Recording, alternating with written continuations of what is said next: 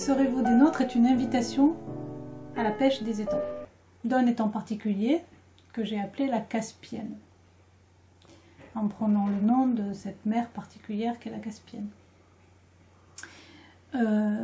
Cette histoire se déroule sur une journée, et ce pays des étangs, je l'ai créé de toutes pièces à partir de l'observation d'un pays qui existe réellement, qui est la Brenne, mais qui est matiné d'autres endroits.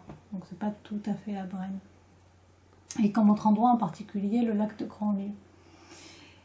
Et donc cette pêche est un prétexte à parler d'une amitié entre deux hommes, dont l'un est le propriétaire de l'étang pêché, et l'autre est un sous-marinier qui était son ami d'enfance et qui est parti du pays, qui avant était fils de paysan de ce pays d'étang.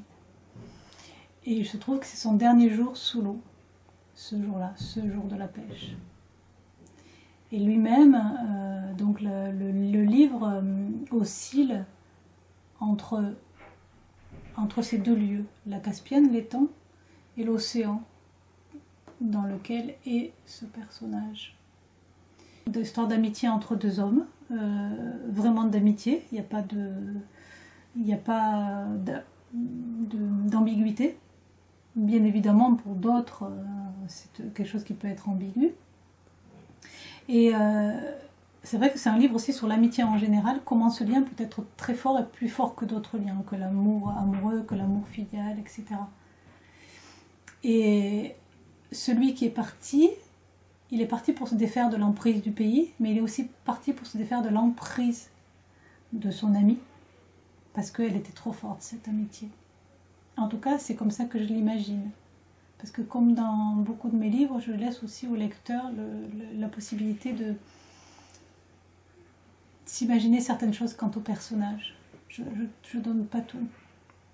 Je ne sais pas tout, en fait. Et, il y a ce manque.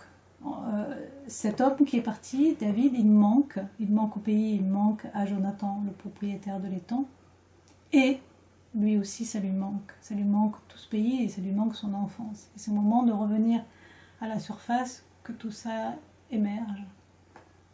Le point de vue est alterné à chaque fois entre Caspienne et océan Atlantique. Alors serez-vous des nôtres? C'est la manière qu'ont les propriétaires d'étangs dans ce pays qui m'a servi de modèle qu'est la Brenne, d'inviter ces paysans à venir l'aider à pêcher. Travail gratuit, parce que c'est une invitation, on ne refuse pas, et donc on est censé être honoré d'être invité à travailler gratuitement. Il y a aussi évidemment tous les liens sociaux qui sont liés à cette gestion particulière des étangs, et qui modifie, amplifie, rend très vif les liens entre les personnes, et notamment entre David et Jonathan, puisqu'il y en avait un qui était fils de propriétaire et l'autre fils de paysan. J'ai inséré dans ce système-là tout ce qui est relatif à la chasse.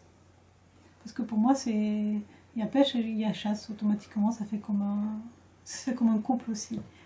Qui dit pêche dit chasse. Et c'est le cas dans ces pays-là. Et comme j'ai pu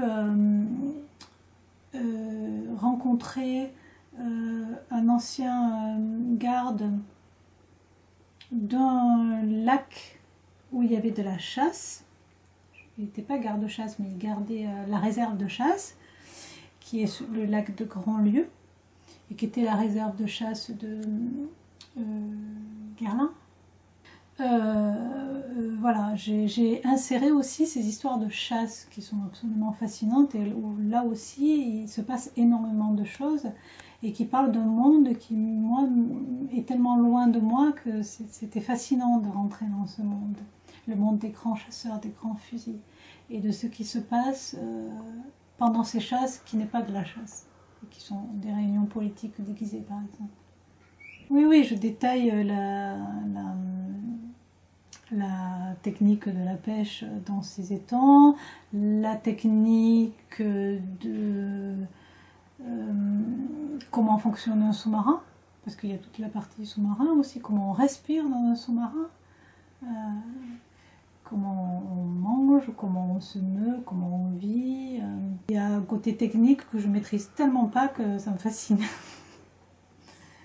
Voilà. Et puis au niveau de la cartographie, de la géographie, comment on crée un paysage, voilà. C'est une question qui me préoccupe quand même depuis pas mal de livres. Et là, je finis ma trilogie sur la relation de l'homme et de l'eau. Et comment l'homme fait avec les cours d'eau, en gros. Qu'est-ce qu'il en fait et comment il arrange tout ça et comment il arrive à créer un paysage de toutes pièces. Et ça, moi, ça m'impressionne.